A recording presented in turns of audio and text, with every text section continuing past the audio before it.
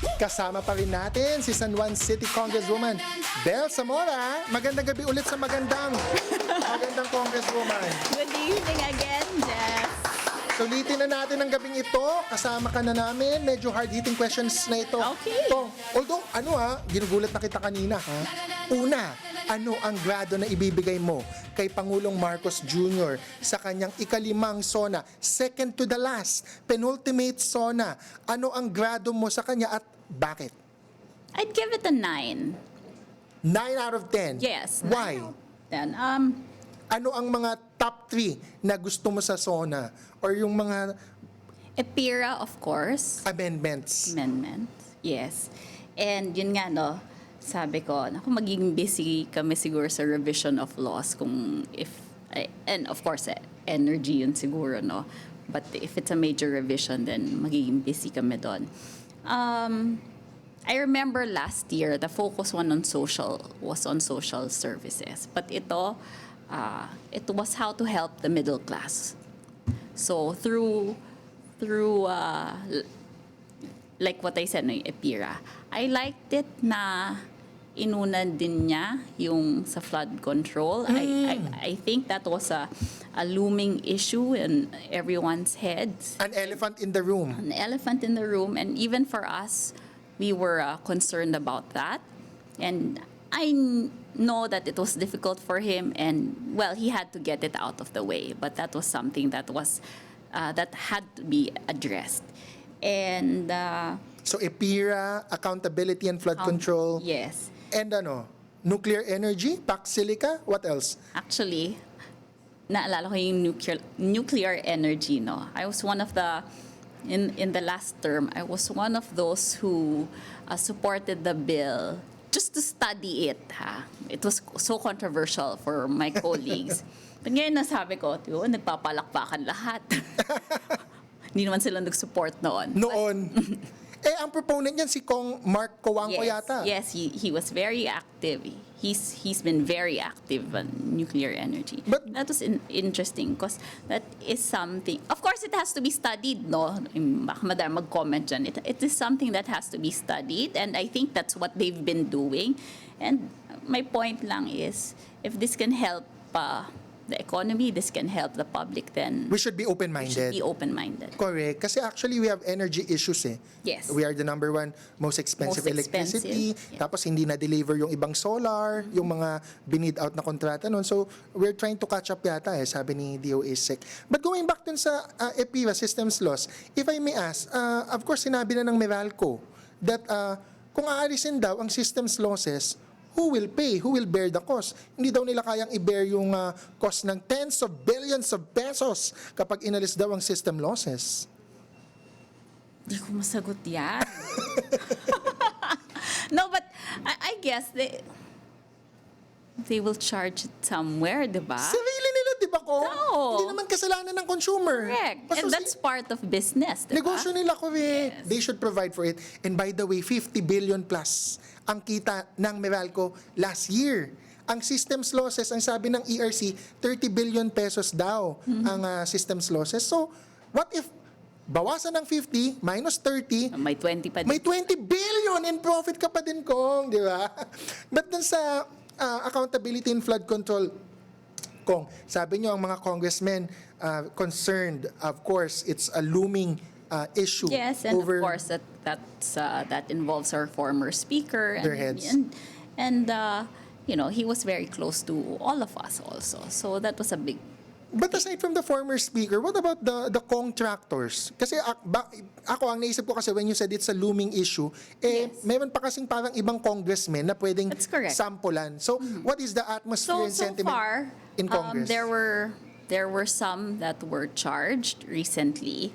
And ang stand ko lang naman dito as a lawyer, as a congresswoman, we have the offices that will investigate, that will file cases. We have the ombudsman, that's their job. Kasi laging pinapasa sa amin di ba na, bakit hindi nyo imbestigahan muna bago nyo unahin yung impeachment? Correct, actually. Well, hindi namin trabaho yon. Una-una, hindi mo naman pwedeng imbestigahin ng sarili nyo. Correct. Tao.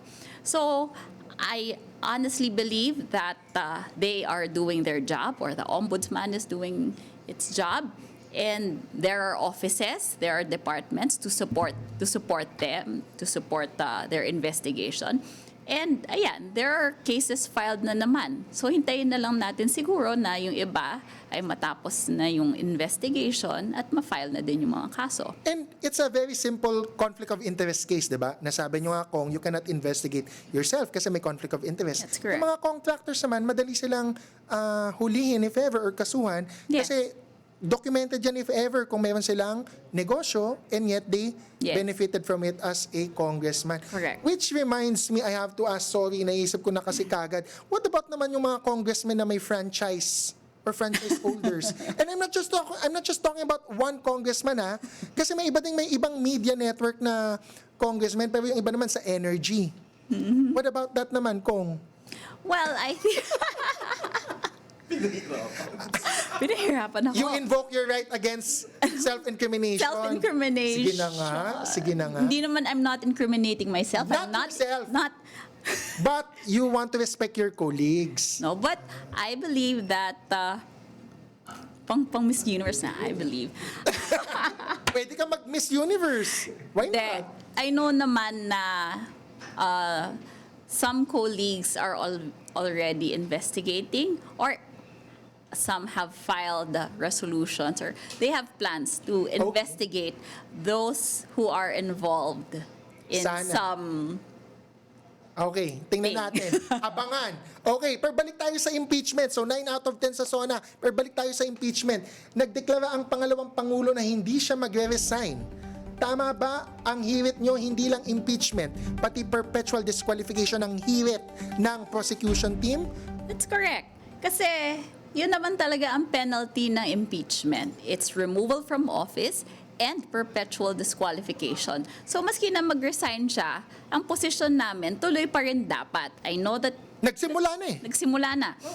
Kasi yung accessory penalty na perpetual disqualification, after all, ginawa mo tong mga yung Kahindik-hindik na mga actions. yung mga impeachable offenses.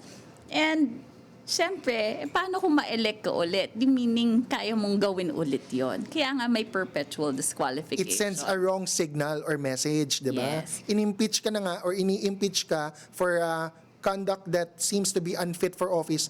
Tapos hindi ka i-disqualify. Siguro we have to remind everyone that the impeachment is not about politics. It's about the fitness of a person to hold that office, that very high office. It's not a criminal proceeding. It's not a criminal proceeding. It's about fitness. Kumbaga, karapat-dapat bang manatili ka doon sa pwesto mo because of the actions you did. Correct. And actually, because of that, it's really more of an administrative case. Sa administrative na mga cases, di ba, kahit mag-resign ka, pwedeng ituloy ng Tuloy, ombudsman yes, yan that's correct. to perpetually disqualify you. Pero itong tanong ko sa iyo, Kong, as a lawyer, no, syempre iba-iba din yung usapin in terms of pag nagbotohan daw ang mga senador, and let's just say i-convict nila, no, hindi daw automatic na the conviction carries perpetual disqualification. Kailangan separate voting daw. What's your opinion on this? Hindi ako to This is Yeah. the sentiment of other people. Um, So kunwari, nagbotohan ng mga Yeah. senador, let's just say, na-convict nila, kailangan daw iba yung boto sa perpetual disqualification. Baka daw ma-convict nila pero hindi daw sila mag-disqualify. ay hindi. Ang stand namin dyan, magkasama yun. Yun yung nakalagay sa... Yun nakalagay Package sa deal. package deal. Yun nakalagay sa Constitution. Kasi ang word ay and. And. It's a conjunction. Yes. Oh my God, English 101. Ayoko na explain. Pero yun talaga yung nakalagay. Correct. I-google na lang ng mga tao, no? But still speaking of the impeachment, what's your personal assessment of the first month of impeachment, no? And maybe kayo ba sa impeachment team, sa prosecution team, do you compare your performance with the performance of the prosecution team noong panahon ni CJ Corona, which was the only trial na tumuloy. na natapos, na continue at nag-end?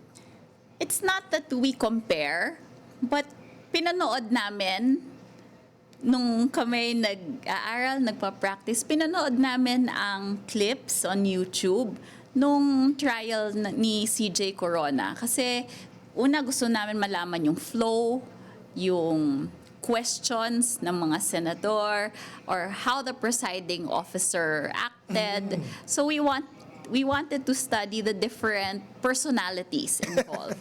So And madaming personalities, ha? how the defense acted, how the prosecution acted, or how they Kaso noon may performed. Justice Cuevas. Noon may Yes. Justice Cuevas eh. Oo nga. Ngayon yung mga legal luminaries kasama nyo. Si Chel Jokno. That's correct. Oh. So we are very honored to have in our team But so what's your Kong Chel assessment? and- What's your assessment of the first month? Do you guys give yourself a good grade, a high grade? very high grade, A very high grade. Higher than 80? higher than 80. Ay, bongga. Wag namang 80-80 ha. Ayoko naman. 80 plus lang. Bakit ka natawa? 80-80, 8,000. 8,080. That's 80-80, di ba? Oo, 80. No, but higher than? Higher than 80. Hindi 90. Pwede. Pwede, 90. You know, syempre we have, there's room for improvement, but proud kami sa accomplishment ng prosecution For the first for month. the first month. Because you got what you wanted. Yes. Ganun ba? Sa threats, we got what we wanted. And of course, we have to salute Kong Chel in his delivery of his speech regarding the BIR Issuance box of the and- subpoena. Yes. Exactly. Ayun, which leads me to that question, no? Just today, ngayong araw lang. Correct.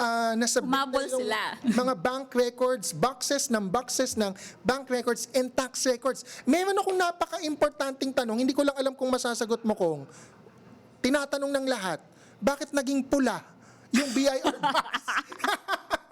Di ba dati green yun? Green nga. What's the answer? Bakit siya naging pula? Dahil inapprove ni Pangulo? Dahil kulay pula si Pangulo? In fact, ang tanong, bakit naging dalawa? Ayon! Kasi dati isa lang. Kulay green na isa lang. Oo. Ba't ngayon dalawa? Dumami ang laman. Tumami? Si Kong Terry ang makakaalam yan kagad, ha? Naku, napaka-juicy niya, napaka-exciting, no? But to go back, so happy po kayo sa performance ni Yes. Kong Chel, and actually the whole you public. know, we salute Isa- the entire team. We have our private prosecutor. Yung iba, syempre, tahimik lang. Maski kami naman tahimik lang. Ang nakita natin, syempre, si Kong Chel, si Attorney Virgil, Kong Jinky, Kong Noy spoke also. But it was really a team effort. effort. Nandun, everyday po kompleto ang public prosecutors namin, ang private prosecutors namin. Nandun kami to support each other. And like in a real law firm, di ba? Madaming mga unsung heroes. Ang pinaka-celebrated is yung makikita sa courtroom kay Yes. judge. Yes. Pero there's a lot of work done before that eh. Yes. Alam mo yung maski na yung mga nag-aabot lang ng evidence doon na lawyers. Oh, hirap ng trabaho nun, di ba? At yung Oo. USB. Napakahirap ng trabaho nun. Ano meron?